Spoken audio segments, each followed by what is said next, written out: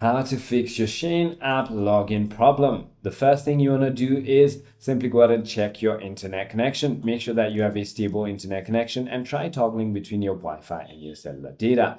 If that is not the case, you want to go to your App Store or Play Store and check if there are any updates available for SHEIN.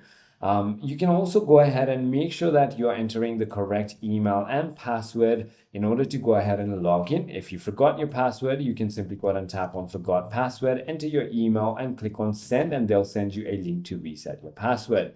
If you're on an Android device, you can simply go to your settings, apps, SHEIN, and then storage, and simply go ahead and clear your cache. If that is not the case, you want to simply try to restart your SHEIN application and your device as well. If none of it works, simply visit www.shein.com/help. I hope this video clarifies everything for you. If you have further more queries, feel free to comment down below and I'll see you on the next one.